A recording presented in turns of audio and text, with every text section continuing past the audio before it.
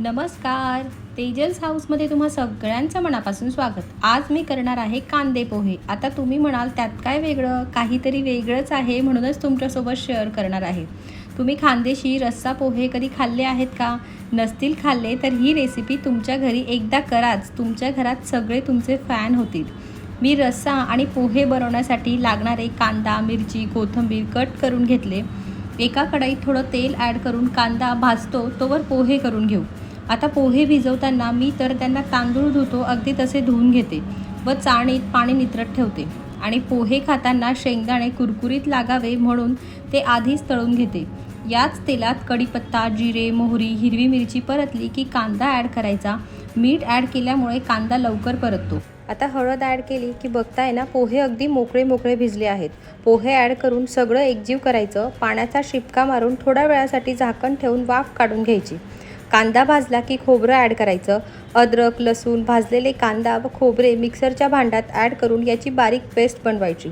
कांदा खोबरे भाजलेल्या कढईतच मी तेल ॲड करून 4 लवंग, काळी मिरी, जिरे, मोहरी, वाटलेलं वाटण ॲड करून मीठ ॲड करायचं.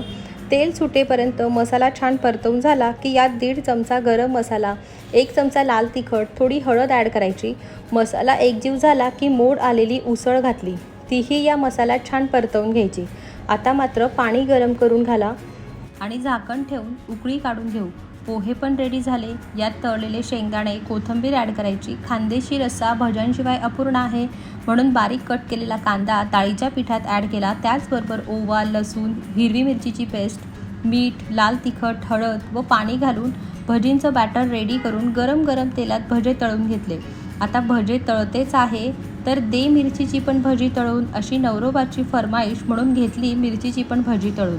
आपल्या रश्श्याला पण उकळी आली आहे. गरम गरम पोहे, त्यावर रस्सा, मिरचीची भजी व कांदा भजी, वरून कांदा, लिंबू. आहा, तुमच्या पण तोंडाला पाणी सुटलंय ना? मी तर आता खाणार आहे बाबा. तुम्ही नक्की बनवून बघा. कशी वाटली रेसिपी कमेंट करून सांगायला विसरू नका. पुन्हा भेटूया. बाय.